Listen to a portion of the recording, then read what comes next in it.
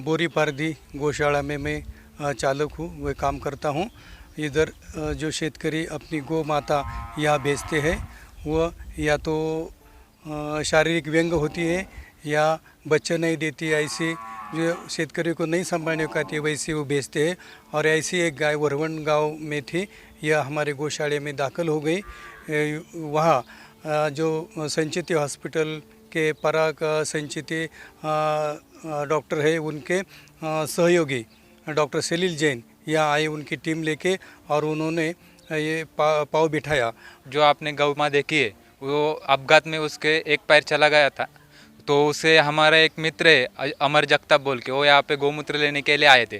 तभी उन्होंने उसको देखा तो उन्होंने संचिति से संपर्क साधा, तो फिर वहाँ की टीम सलील जैन डॉक्टर यहाँ पर आए और उन्होंने जैसे इंसान को कृत्रिम पैर बिठाते वैसे गौ माता को एक कृत्रिम पैर बिठा दिया। फिर अभी जो वो चल रही है, तो पहले तो 3 पैर पे उससे ठीक से चलना नहीं आ रहा था, अभी उसको चारों पैर हो गए। तो अभी हम उसकी रोज प्रैक्टिस ले रहे हैं कि वो 4 पैर पे अच्छी तरह से चल सके, दौड़ सके।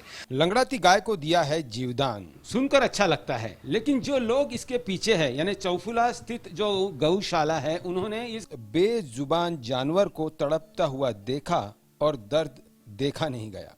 उन्हें ऐसा लगा कि नहीं, ये गाय चलनी चाहिए, और इसीलिए उन्होंने पुणे के संचिति हॉस्पिटल के सलील जैन इनसे संपर्क किया।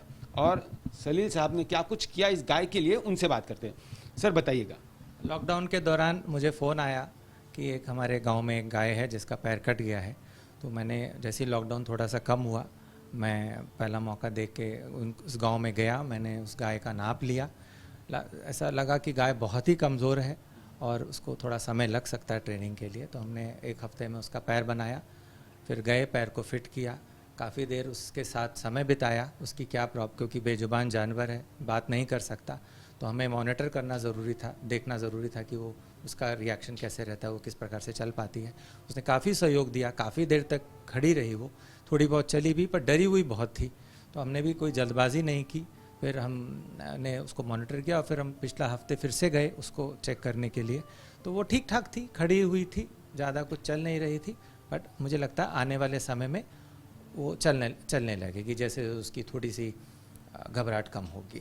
सर ये बताइएगा कि क्या क्या होता है जब किसी को आर्टिफिशियल पैर लगाना होता है, तो क्या कुछ देखा जाता है? और जैसे यहाँ पे बहुत ही सोफिस्टिकेटेड ये आर्टिफिशियल पाँव दिखाई दे रहा है, ऐसा ही कुछ लगाया गया या कुछ और था? गाय के लिए इतना सोफिस्टिकेटेड तो नहीं था, पर एक पैर इस प्रकार का होता है, एक सॉकेट होता है जिसके अंदर पैर जाता है। तो गाय के लिए भी एक सॉकेट बना जिसमें उसका पैर गया, और गाय के लिए भी एक पंजा बनाया जिसके ऊपर वो खड़ी होकर चल पाएगी।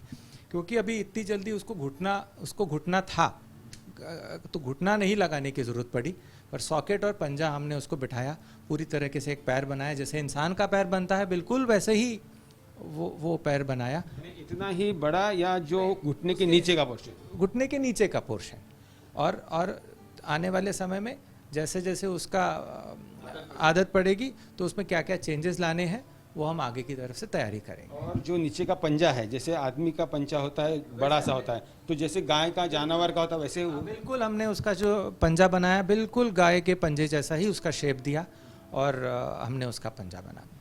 तो ये थे डॉक्टर सलील जैन, पुणे के संचिति अस्पताल में ऑर्थोपेडिक डिपार्टमेंट में काम करते हैं। बहुत ही नेक काम किया है। एक तो गौशाला ने एक बड़ा काम किया है, चौफुला स्थित गौशाला ने, और दूसरा काम किया है सलील जैन इन्होंने कि अपने वक्त में से वक्त निकाल के और कोरोना वायरस के दौर में जान जोखिम में डालकर जब कोई बाहर नहीं जाता है, तो ये पुणे से तकरीबन 60 किलोमीटर सफ़र करके 2-2 बार वहाँ जाकर उन्होंने उस गाय को एक नया जीवन दिया है। कैमरामैन गोपाल हरने और वसंत मोरे के साथ पंकज खेलकर, पुणे आज तक।